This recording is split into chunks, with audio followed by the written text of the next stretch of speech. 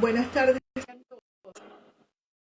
Bienvenidos una vez más a nuestro Facebook Live de los domingos. Vamos a esperar que el doctor Darío pueda entrar. Aprovecho para desearles a todos, a todas esas mujeres hermosas, dadoras de vida, que siembran una semilla de amor, no solamente dándole, otorgándole vida a otro ser humano, sino que también siembran una semilla de amor con sus actos, sus acciones, sus palabras, con sus pensamientos, con sus emociones, con sus manos, que las tienen siempre a disposición de la creatividad, de la vida, otorgándole vida a cada cosa que hacen. En mi país, en Colombia, hoy es el Día de la Madre.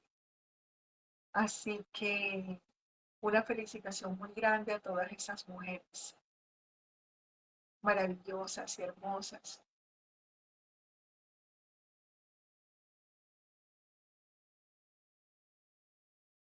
Bueno, esperando que el doctor Darío vaya apareciendo y vaya agregándose al día de hoy al Facebook Live. Buenas tardes a todos nuevamente.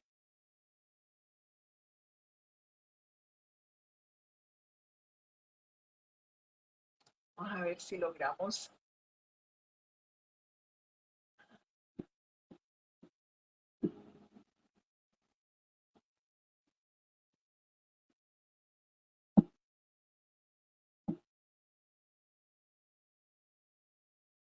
Bueno, yo voy a ir comenzando con el tema de hoy. El tema de hoy habla específicamente sobre el amor.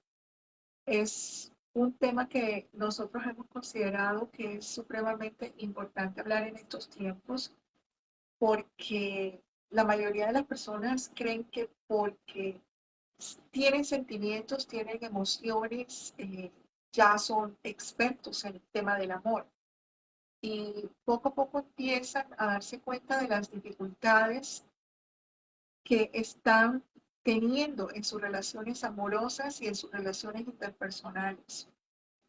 Entonces, cuando nosotros tratamos de explicar y describir qué es el amor, y lo podríamos definir como un conjunto de emociones y comportamientos que están caracterizados por la intimidad, por la pasión, por un compromiso mutuo que hacen, en el caso del amor de pareja, dos personas, pero también el amor implica cuidado, implica atención, implica cercanía, implica protección, implica afecto, implica confianza. Ya el doctor Darío está con nosotros, ya lo veo aquí. Hoy ya lo estoy agregando a la cámara, ya va a salir. ¡Bien! lo logramos, ahora sí estamos aquí. Bueno, no te escucho la voz, no sé si es que tienes el micrófono apagado o... Ok, ahora sí está prendido. Buenas noches, muchos saludos a todos. Sí, estaba deseándole a nuestro público de los domingos feliz Día de las Madres y estaba hablándoles de que madre no es solamente otorgarle vida a otro ser humano, sino es otorgarle vida incluso a las cosas que son inanimadas. Cuando con las manos producimos algo que es del agrado de otras personas, eso también es un poder creativo increíble que tenemos los seres humanos, especialmente las mujeres tienen ese regalo divino de poder crear, sembrando semillitas de amor y de vida a su paso. Incluso ese acto maternal también existe en muchos hombres, porque es un deseo también de construir, de producir. Entonces, el concepto de la maternidad no es el tema de hoy es el amor, pero mientras tú llegabas, estaba hablándole sobre el tema de la maternidad y la relación con el amor, y estaba definiendo el amor. Y estaba definiendo y estaba explicándole al público que el amor implica compromiso, una cercanía, implica atracción, atención, confianza, Pero para que nosotros podamos generar confianza en otro ser humano y para que otro ser humano pueda tener confianza en nosotros, hay una cantidad de aspectos que tienen que ver con el desarrollo emocional de las personas, de los seres humanos, que hacen que el amor pueda darse de una u otra forma. Y no podemos hablar de amor sin hablar del apego. Y para hablar de las teorías del apego, para hablar del apego, lo ideal es empezar hablando pues por el padre, digamos, de la teoría del apego, que es John Bowlby. Nosotros hemos trabajado en psicología y todavía sigue siendo muy vigente esta teoría, aún en la psicología moderna. El apego es considerado como la relación emocional muy especial de placer, de cuidado, de seguridad, de confort que existe en una persona que es el proveedor y otra persona, pues no tiene que ser vulnerable, pero es otro ser humano que se nutre de ese afecto que se ha podido, que se provee de una persona a la otra. Esta teoría de apego, que imagínense, eso fue desde 1979 que empezó a hablarse sobre la teoría del apego, es lo que constituye hoy día en, en la base del estudio de muchas de las teorías sobre trauma, sobre problemas afectivos. Y cuando nosotros como psicólogos, como profesionales de la salud, vamos a indagar sobre los orígenes de muchos de los problemas de las personas, nos remitimos a ese apego, a cómo fue ese apego entre el individuo hoy día sentado frente a mí en una consulta y cuando era un niño y sus progenitores o sus cuidadores. Sin embargo, las teorías de apego no fueron creadas o inventadas por Bowen. Esto tiene origen en Freud y para eso el doctor Darío nos va a ilustrar un poquito más adelante. Sin embargo, John Bowie, él hizo unas investigaciones que son muy importantes traerlas hoy a colación, porque estas investigaciones buscaron definir de manera muy exacta y concreta el concepto de cómo ocurre esa conexión emocional, esa conexión de apego entre un ser humano y otro, esa conexión psicológica que puede ser duradera o no duradera, de calidad, de cualidad y con una cantidad de matices y características que son lo que forman ya uno de adulto las relaciones entre los seres humanos. Entonces, la teoría de Bowie se basó en postulados psicoanalíticos, porque él estaba de acuerdo con algunas de los postulados hechos por Freud inicialmente. Y él cree particularmente que esa relación de la infancia, de los primeros años de vida de un ser humano, juegan realmente un papel muy importante en el desarrollo humano y en el comportamiento que una persona va a tener dentro de una relación de afecto con otra persona.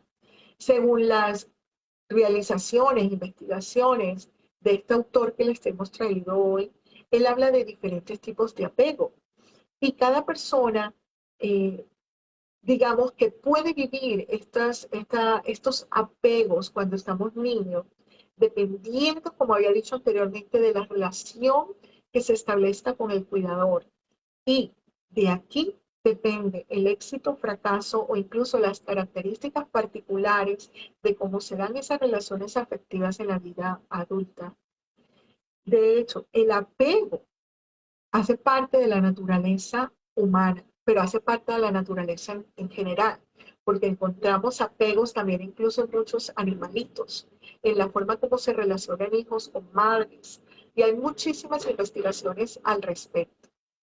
Bueno, de todas maneras, nosotros necesitamos hoy empezar hablando de la teoría del afecto y del apego y comencemos por nuestro padre del psicoanálisis, Sigmund Freud, eh, y bueno, que fue el origen inicial de cómo se desarrolla el desarrollo infantil, valga la redundancia, en la infancia. Doctor Darío, bienvenido, buenas tardes, gracias por participar con nosotros. Buenas tardes, gracias a ti, gracias al público, gracias por compartir este espacio que es un espacio de vida, que es un espacio de divulgación psicológica y de transmisión del psicoanálisis.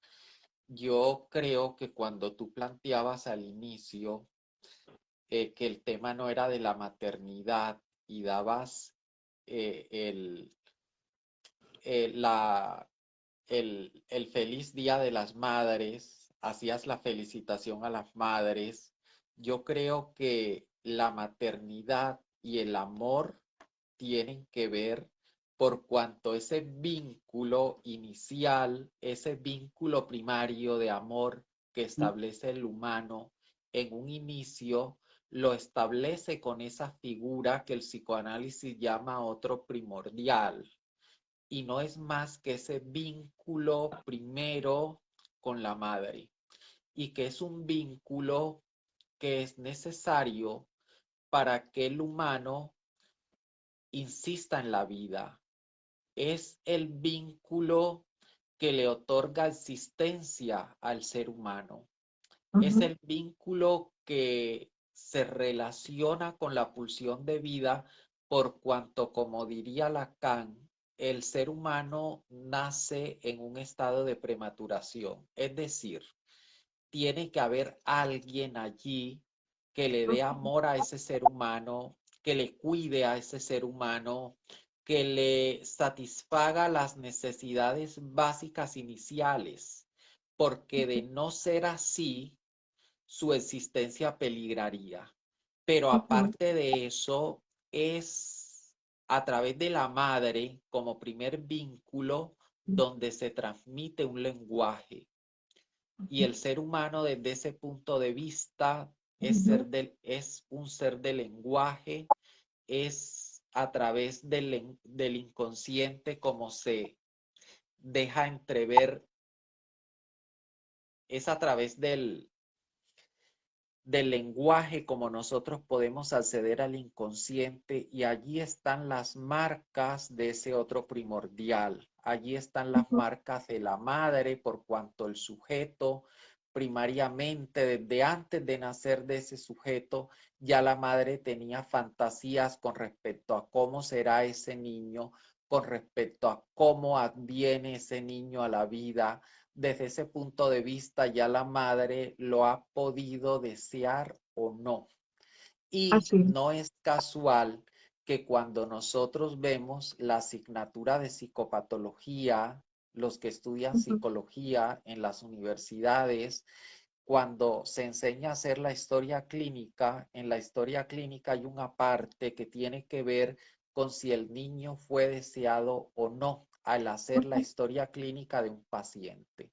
Es ujú, importante porque el deseo aloja en la vida, ujú. y el Este, deseo tiene que ver con el amor. El deseo tiene que ver con el querer que esa criatura venga a la vida. Entonces es muy importante ese primer vínculo, porque de ese primer vínculo, tú lo planteabas al inicio, el sujeto luego va a estructurar las relaciones con el otro. Y ujú, dependiendo de cómo ha sido ese vínculo con la madre, entonces las relaciones con el otro y para hacer lazo social serán ujú, unas relaciones neuróticas o unas relaciones de tipo psicótico. Es decir, de ese vínculo pueden surgir lazos sociales que lleven a unas interacciones que no causen malestar en el sujeto, o puede suceder todo lo contrario, que de ese ujú, vínculo hayan relaciones que causen sufrimiento, que causen malestar en el sujeto. Y de todas formas, ese primer vínculo podría marcar las relaciones que el sujeto tiene en el futuro, por ejemplo, con su pareja. y con el resto de personas que hagan parte de su círculo social. Sí.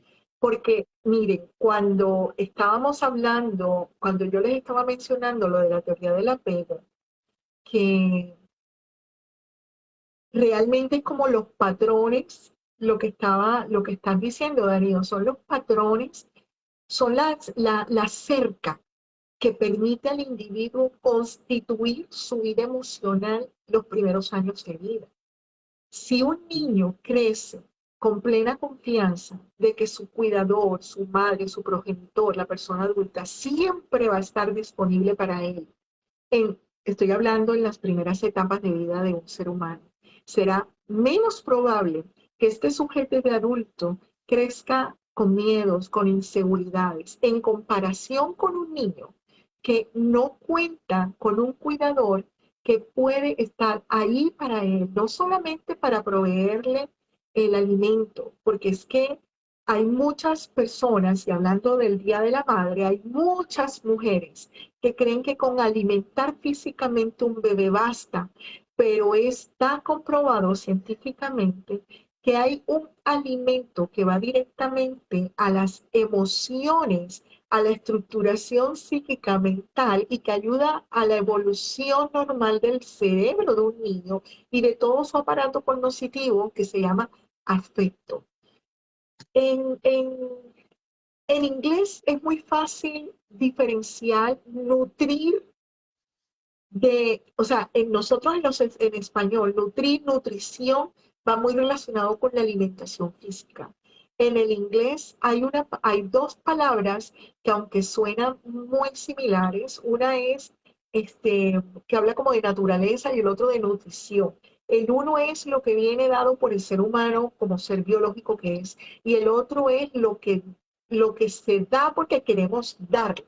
Y eso es lo que nosotros identificamos como nutrición, la nutrición emocional, que es lo que va a permitir que el niño pueda desarrollar esa confianza en esas propuestas de afecto que se dan en un niño cuando va creciendo junto con su cuidador, de tal manera que durante la infancia y la adolescencia, porque esto no es algo que se da en los primeros meses de vida mientras es un bebé y después no se da, no, siempre se da. Lo que pasa es que es un proceso que se va construyendo, pero el niño viene al mundo con unas expectativas que son básicas, biológicamente humanas, que es del deseo pues, de alimentarse, etcétera, pero también de nutrirse emocionalmente. Y en la madre, como decía el doctor Darío, tú lo mencionabas hace un minuto, la madre también tiene una expectativa en ese niño que va a venir a su vida, porque es un niño deseado, de tal manera que los dos forman un engranaje hermoso que hace que vayan juntos construyendo vida. Y esto va a acompañar la psiquis del individuo por el resto de su vida. No es algo que ocurra durante una etapa y después se descontinúe, no. Entonces, las expectativas de la madre junto con las necesidades del hijo empiezan el primer engranaje y después va a haber un cúmulo de expectativas de uno y otro que se van engranando y van formando esa relación, ese entramaje de afecto, que es lo que permite que una persona pueda tener un apego saludable, un apego sano, que le permita poder mantener una relación con las otras personas sin necesidad de irse a los dos extremos de la sobreprotección sofocante o del desapego absoluto, que le permita al ser humano mantener una proximidad con sus pares, con sus otros, de tal manera que sienta que están allí aunque ya no estén allí. Y algo que nosotros estábamos hablando es sobre la permanencia de objeto. ¿Te acuerdas que habíamos dicho que necesitábamos hablar de la permanencia de objeto? Te doy la palabra para que hables de ese tema de permanencia de objeto. Sí, Es muy lindo. sí, bueno, lo que planteaba sobre el afecto ya lo investigó René Spitz y René Spitz se dio cuenta en un orfanato que a los niños se le alimentaba, pero es que cuando a esos niños, a pesar de que se les alimentaba, a pesar de que se cumplía una función nutricia con ellos, los niños se morían. Y ellos se dieron cuenta que los niños se morían porque les hacía falta el afecto, les hacía falta el amor, les hacía falta que alguien los contuviese, que alguien estuviese allí para recibirlos y que ellos se sintieran contenidos. Entonces, si no es así, si no hay alguien que dé afecto, si no hay alguien que acoja, lo que le espera al sujeto humano es la muerte. El resto de los animales, desde que nacen, se ponen de pie y comienzan a alimentarse por sí mismos de las tetas de sus madres. El ser humano tiene que ser acogido, el ser humano tiene que ser alimentado, tiene que dársele los primeros cuidados. Pero el ser humano avanza, el ser humano evoluciona y luego llega un momento donde al octavo mes, por ejemplo, ocurre la angustia del octavo mes que se dice porque ya ha incorporado una figura, ha incorporado a la madre como tal y entonces ante la ausencia o la presencia de la madre, el niño responde y responde con angustia. Es lo que se denomina la angustia del octavo mes, pero es porque ahí ya él se ha dado cuenta que la madre como objeto puede estar o no, que la madre va y viene. Él reconoce quién le protege, él reconoce allí a la madre como su primer objeto de amor. Más tarde, siguiendo con esa evolución del sujeto, más tarde esa relación de alguna manera se tendrá que hacer ruptura, porque el ser humano, si en un principio es dependiente de su madre, y la madre es todo para el bebé y el bebé se cree uno con el cuerpo de la madre, luego tendrá que haber una ruptura, tendrá que haber una separación que es necesaria para que ese sujeto pueda ir tras la búsqueda de su deseo y para que ese sujeto pueda conquistar su autonomía como alguien con entidad propia.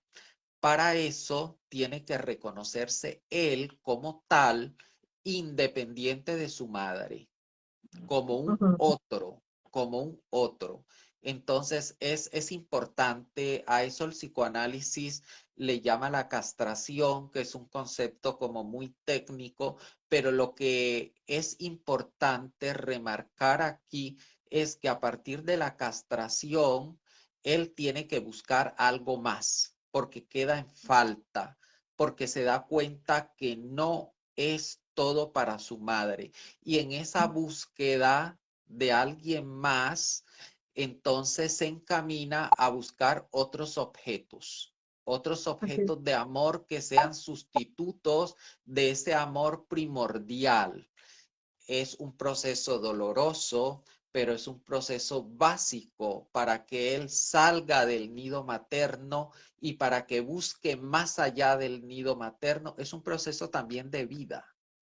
Claro. La castración es una herida. La castración en el ser humano es un proceso doloroso, pero es un proceso de vida por cuanto le lleva a buscar más allá del nido materno, por cuanto le lleva a crear su propia familia, a construir sus propios espacios.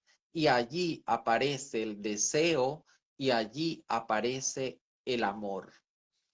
Y allí podríamos hablar entonces de las diversas formas de amor y podríamos hablar de qué es el amor y podríamos hablar de diferentes vertientes, como por ejemplo la pregunta que se hace el adolescente sobre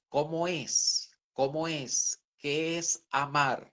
Yo estaba revisando esta tarde 100 años de soledad y en Ay, Cien sí. años de soledad, que es un tratado sobre el amor y es un tratado sobre lo trágico del amor, en Cien años de soledad aparece un, un capítulo y en ese capítulo uno de los aurelianos, hijo, está con su hermano. Entonces él conoce a Pilar Ternera y cuando conoce a Pilar Ternera lo toca y él a partir de ese tocamiento él comienza a sentir cosas en su cuerpo. Mantiene una relación erótica con Pilar Ternera y en las noches la comparte con su hermano. Entonces llega un momento donde su hermano le pregunta, ¿y cómo es? Y él le responde a su hermano, es como si sintieses un temblor de tierra. Pero, Es una forma de definir todo aquello que el amor genera en el otro. sí, Y tiene que ver con esas sensaciones que se generan a través del cuerpo.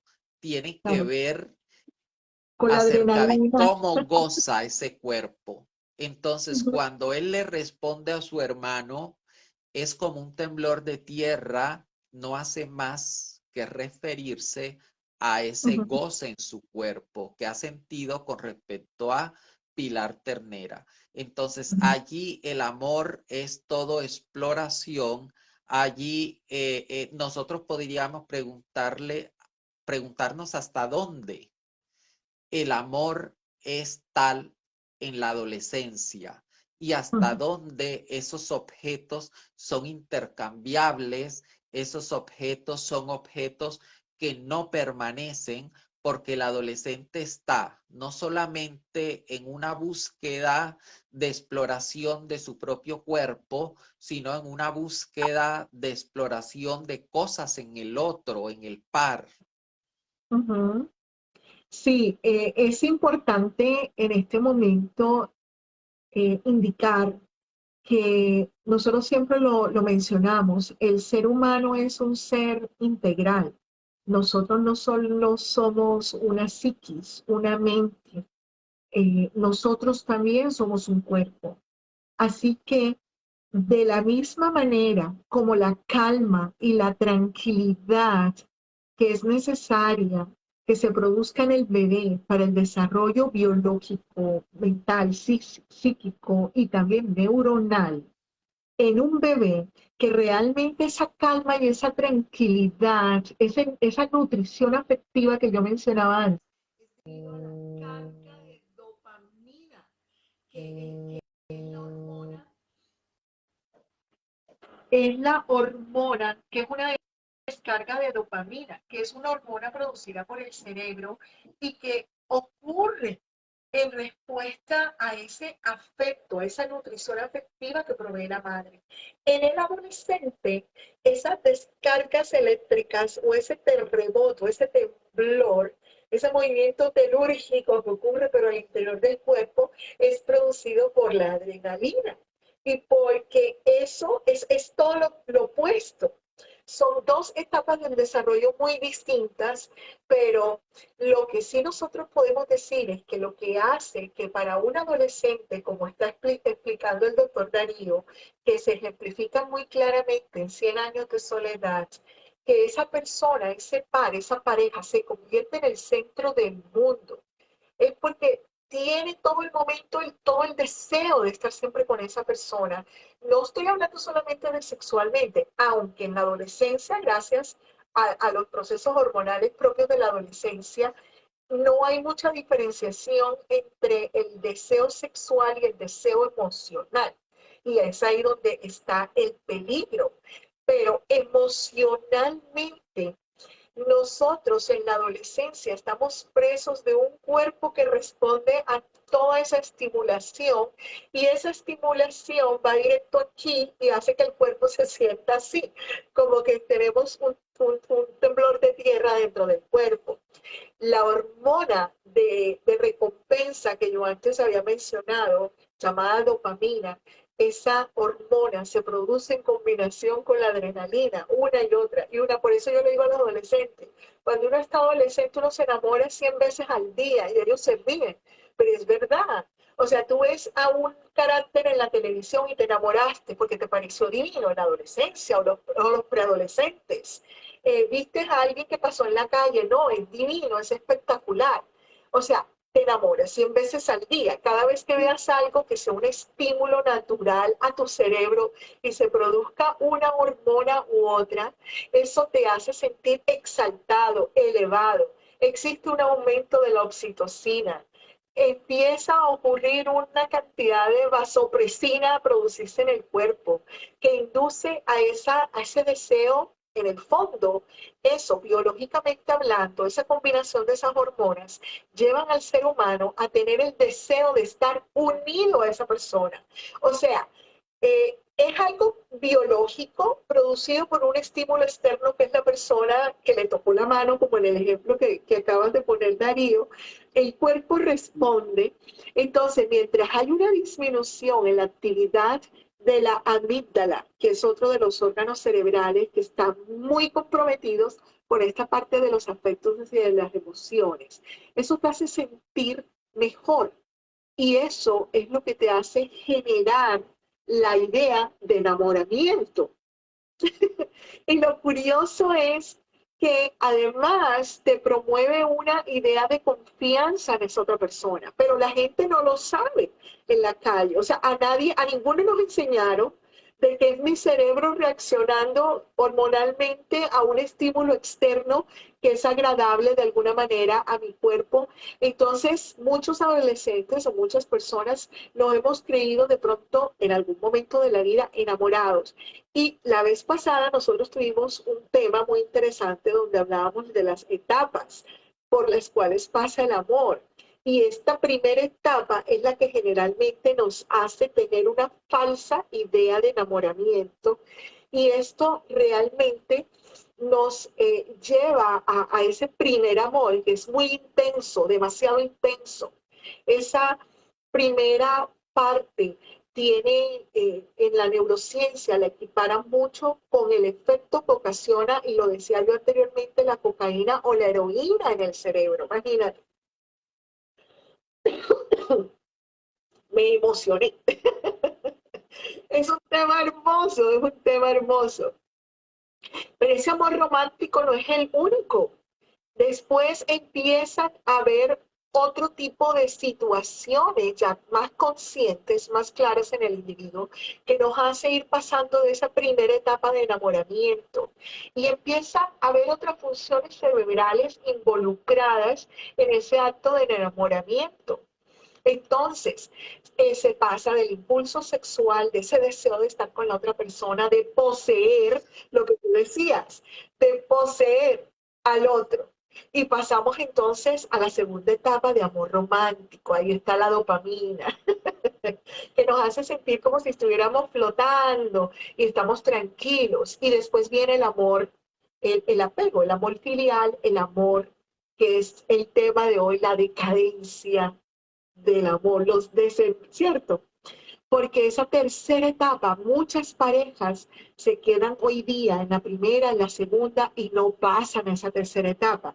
Muchos por desconocimiento, y en esa me incluyo yo, porque antes de yo estudiar todo lo que hoy día puedo saber sobre cómo funciona el cerebro y su relación, la relación de la neurociencia con el amor, o sea, uno podría haberse dejado llevar por el impulso del el primer ímpetu, pero hay mucho desconocimiento y ese es el objetivo de nosotros, traer esta información aquí para que se den cuenta que esa tercera etapa, que es muy distinta a esa alergia cerebral que le da uno cuando ve a esa persona por primera vez y le da como, como que se te electrocuta el cuerpo, eso no es amor. El amor es una cosa muy distinta, muy diferente. Bueno, doctor Darío, le doy la palabra porque si sigo aquí, me emocioné con el tema.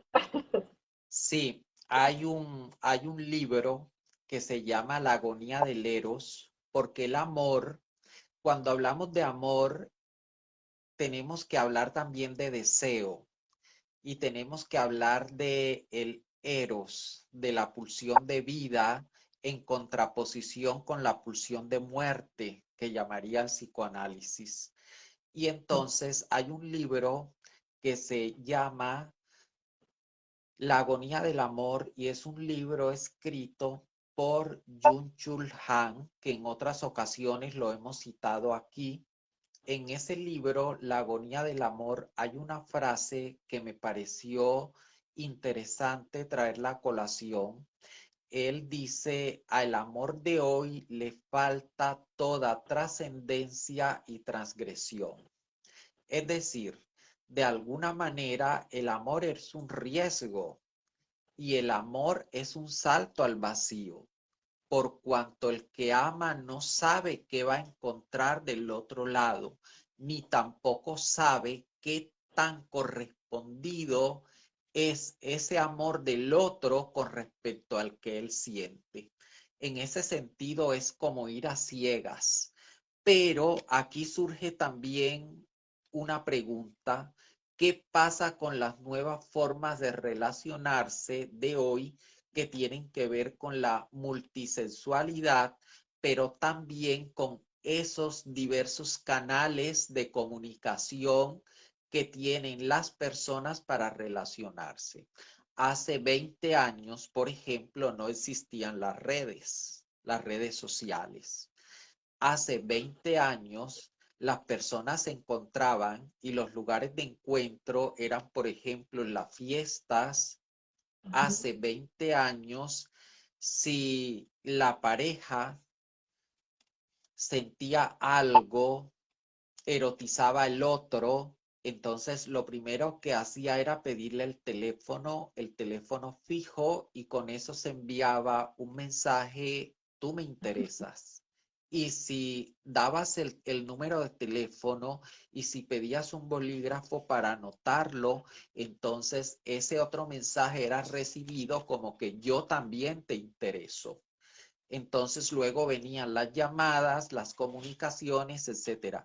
Hoy día eso es como más instantáneo. Hoy día está la comunicación a través de las redes, está la comunicación a través del WhatsApp, pero es que hay aplicaciones específicas para supuestamente buscar el amor. A partir de allí, plantea Jung-Chul Han que el amor se ha convertido en un objeto de consumo en el sistema capitalista. Es decir, se puede vender y comprar el amor como si fuera cualquier otro tipo de objetos. Desde ese punto de vista, nosotros le colocamos al conversatorio de hoy como título: Enredados en el amor, la agonía del amor, por cuanto todo lo que tiene que ver con las redes sociales supuestamente facilita la cercanía, pero también podríamos preguntarnos: y en lugar de facilitar esa cercanía entre dos, no está ahondando más en esa llancia, no está ahondando más en esa lejanía de esos dos seres que supuestamente se encuentran para conocerse, pero que cuando se encuentran son dos desconocidos? Y que si Lacan definió al amor como aquello de que amar es dar lo que no se tiene a alguien que no lo es una metáfora para denotar que los que aman y lo que posibilita amar al otro es estar en falta, y que cuando se ama realmente no se sabe a quién se ama, y es un ideal lo que se ama. Se está intentando identificar qué es el amor en el otro, pero el que lo identifica tampoco sabe qué es el amor en él. En tanto vas a una red social y a una aplicación y tienes una cita con un desconocido, esa frase como una metáfora deja de ser tal. Realmente, cuando vas a una red social y crees encontrar el amor ahí, puede que sí funcione, pero puede que eso lleve a un desfiladero y a un precipicio donde lo que vas a encontrar es la mortificación. Siempre traemos a colación casos y siempre ejemplificamos estos fenómenos contemporáneos a través de casos. Pues en Bilbao, hace 2 días, ocurrió un caso de esto que escenifica lo que ya he dicho respecto a el amor como objeto de consumo en el sistema capitalista. Un chico, a través de una red social, contactaba con otros chicos. Y resulta que estos chicos que eran contactados a través de esta red social morían. Y así murieron más de 4.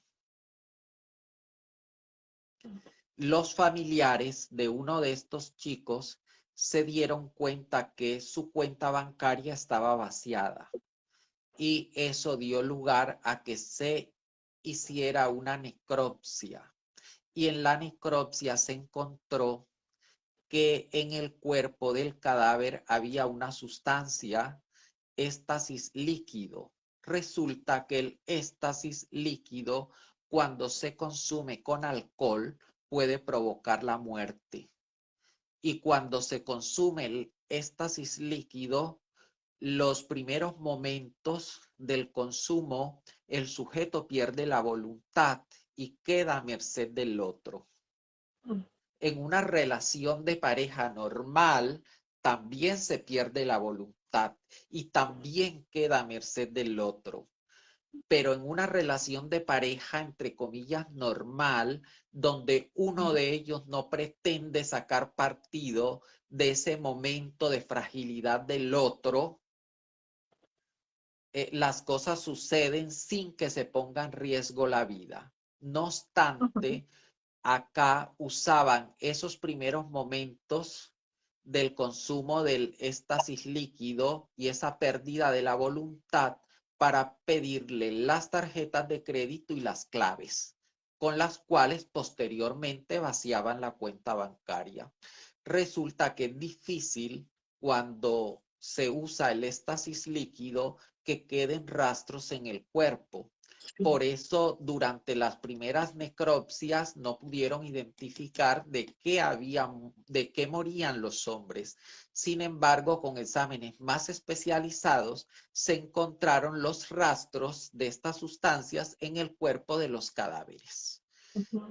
Son los peligros del amor y son los peligros del enamoramiento a través de las redes sociales que en algunas ocasiones suele resultar, pero que en otras ocasiones conducen a los desfiladeros de la muerte. A mí me gustó mucho algo que estábamos hablando antes de este programa, tú y yo, durante esta semana, y es de que antes, si bien había un riesgo, cuando tú conocías a una persona en una fiesta, en un restaurante, y compartías los teléfonos, los mensajes, y se invitaban, pues te arriesgabas a esa aventura del amor, ¿cierto? Porque realmente queda uno preso de toda esa cantidad de descargas hormonales que ocurren, que lo dejan a uno paralizado frente e imposibilitado de ser lógico al momento de tomar una decisión. Porque eso mismo ocurre con efecto, como tú acabas de describir en ese caso, con el éxtasis líquido, pero también ocurre de manera natural, obviamente, en grados más equilibrados y balanceados, cuando uno está interesado en una persona. O sea, la oxitocina, dopamina, adrenalina, testosterona, estrógeno, todo empieza a evolucionar dentro del cuerpo del ser humano. Por eso es que el amor no es realmente algo del corazón como órgano físico, sino del corazón pensante como cerebro psíquico. Y esto es una expresión que me acabo de inventar porque tampoco es 100% de aquí. O sea, es parte de todo el sistema de andamiaje emocional del ser humano, que es del sistema nervioso en general. Sin embargo, a lo que yo voy con esto es que antes nosotros estábamos expuestos a la aventura de lo que el sentimiento y el corazón, el cerebro aquí en el sentimiento nos dejara abandonarnos al amor. Pero hoy en día la exposición es literal. Cuando una persona se enfrenta a que, bueno, no hay opciones, porque es que el mundo actual, es cierto, en estos países donde tú o yo vivimos, vemos a diario que no hay opciones casi para encontrar pareja, a menos que sea a través de una página web donde tú te puedes inscribir para encontrar pareja y pones en manos de otras terceras, cuartas personas el análisis de las personas con las que congenias para entonces poder hacer tu primer círculo de encuentro. Y esto se está utilizando no solamente en personas funcionales, sino se está aplicando mucho en personas de educación especial. Y en Inglaterra, por ejemplo, hay un trabajo hermosísimo hecho con adultos con autismo y así lo hacen para ayudarlos a que encuentren pareja y se casen. Pero el punto es hasta dónde uno queda expuesto literalmente a que se encuentre con una persona de estas, donde sus problemas de apego, como el ser humano que tú acabas de describir, o sea, volviendo otra vez a las teorías del apego y cómo las teorías del apego de esta persona pudieron haber influido en la manera como hoy día maneja sus relaciones afectivas con sus parejas. Estoy segurísima, segurísima que nunca sus personas de apego les significaron una persona que les proviera un amor, que les ofreciera seguridad, que les ofreciera esa calidez humana, esos límites apropiados y balanceados, eh, porque definitivamente sus primeros apegos a este mundo hechos a través de una figura materna o un cuidador tuvieron que haber sido bastante disfuncionales para que una persona pueda llegar al punto y al nivel de agredir a otra hasta llevarla a la muerte solamente por robarle. Entonces, y aprovechar el apego porque se volvió un experto. Estas personas, y habíamos hablado una vez del narcisismo también, estas personas se vuelven encantadoras de serpientes. ¿Te acuerdas que una vez hablábamos de eso? Son expertos manipuladores que hacen creer a la otra persona que todo lo que dicen es verdad y que son confiables y que son seguros y resulta que terminan siendo un asesino en serie. Hablábamos de esa exposición que tenemos los seres humanos y las nuevas generaciones a encontrar pareja. No sé cómo será allá donde tú vives, pero aquí es muy frecuente, muy, muy frecuente que las parejas se encuentren a través de estas páginas sociales. Bueno, acá existen los bares y existen todavía las discotecas. Lo que pasa es que el confinamiento y la pandemia trastocó todo y aún sigue trastocado. Sin embargo, los cauces por los que se encuentra el amor han cambiado. O sea, los Ujú, cauces por los que se encuentra el amor son cauces contemporáneos que tienen que ver con los avances de toda la tecnología que hemos tenido en la sociedad. Chung Yul Han, que hemos citado otras veces cuando hicimos el conversatorio sobre duelo y muerte, nosotros hicimos ese conversatorio y lo citamos a él porque él hablaba de los rituales relacionados con los duelos y con las muertes y de la pérdida de esos rituales. Pues ujú, acá en este libro titulado La agonía del Eros, vuelve a incidir en lo mismo, vuelve a incidir en lo mismo relacionado con la pérdida de los rituales del amor. Es decir, las miradas, tocarse con la mirada, acercarse al otro poco a poco, paso a paso, escribir una carta. Son rituales que anteriormente, hace 20 años, persistían y ujú. hoy son rituales donde las parejas se conocen y las parejas pueden tener una relación sexual, entre comillas, por cuanto sabemos que desde el psicoanálisis la relación sexual no existe, pero pueden tener una relación, acostarse físicamente y pueden creer que eso es amor, cuando realmente puede dar lugar a otra cosa y puede dar lugar a malentendidos y allí el sujeto puede quedar embrollado sin saber qué ujú, ha sido aquello. O uno de ellos puede quedar atrapado allí sin saber qué ha sido aquello. Pero también en otros conversatorios, y tú has hecho alusión a ello, nosotros hablábamos del sujeto narcisista. Y si en una relación cara a cara, en donde las personas supuestamente se han conocido y saben quiénes son, puede encontrarse uno con uno de estos sujetos de tipo narcisista. ujú, Imagínate tú lo que hay detrás de la virtualidad: psicópatas, narcisistas, maltratadores. Incluso desde la propia cárcel se introducen teléfonos móviles y hay ujú, hombres que buscan parejas y chicas que buscan parejas estando en la cárcel, pagando una pena, estando condenados. Entonces, a través de la virtualidad, puede ser más riesgoso establecer un tipo de relaciones y de vínculos afectivos. Estar se está más enamorado expuesto. estás más expuesto, estás más afectado. Estar enamorado es estar afectado por el otro. Y si en Ujú, una pareja cara a cara te encuentras con un narcisista, el narcisista no tiene que ver más que consigo mismo. El ujú, narcisista, dice Chung Yul Han, no reconoce la alteridad del otro. No hay un reconocimiento del otro. Al narcisista no le importa más que él mismo y a partir de allí nadie más. ujú, sí.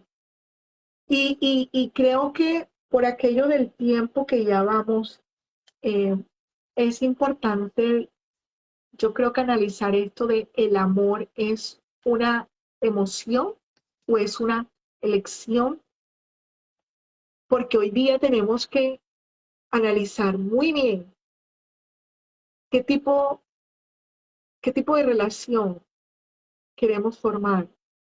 Y debemos, los que somos padres, enseñar a nuestros hijos aquello que nunca nos enseñaron a nosotros.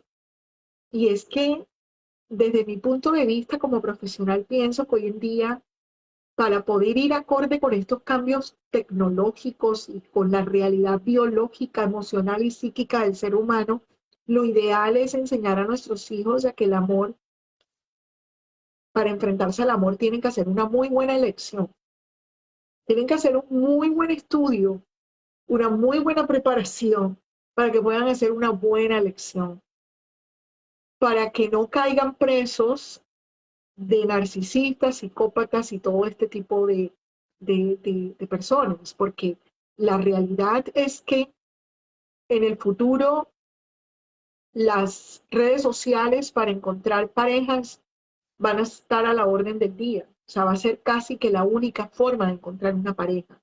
Entonces estás destinado, uno, o a quedarte soltero, que mira que es una situación muy complicada que ocurre hoy en día, o tomar el riesgo de empezar a salir, o, como dice el doctor Hank, de terminar en la promiscuidad, porque entonces empiezas, que es donde una de las cosas que leí sobre la decadencia del Eros, y es que mucha gente termina cayendo en la promiscuidad por la búsqueda del amor de ese otro.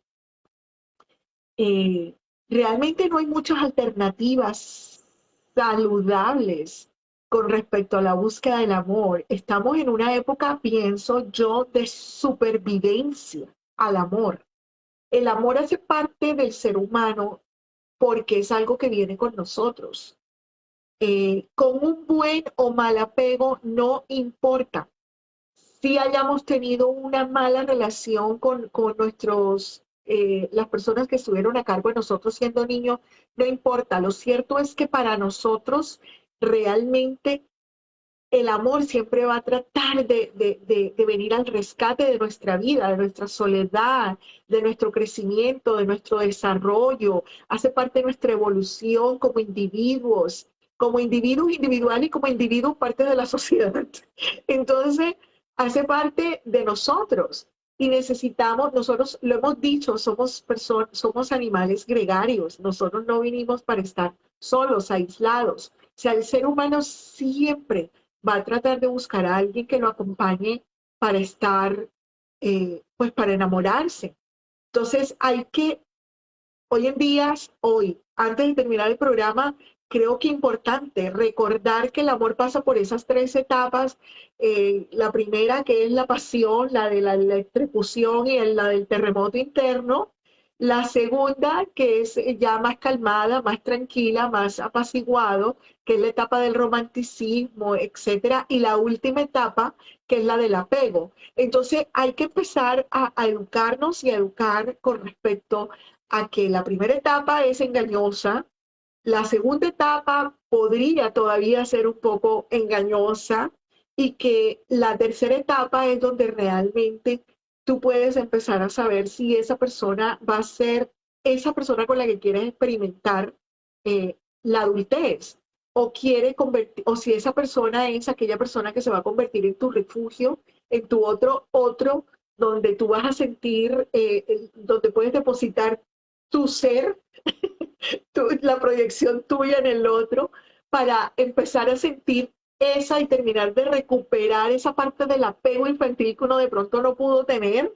Entonces, porque realmente en eso se constituye todo, es en la búsqueda de la otra persona donde yo voy a terminar todo mi proceso de apego infantil que no pude elaborar cuando era niño, entonces lo vamos a elaborar de adultos, pero necesitamos al otro para hacer eso.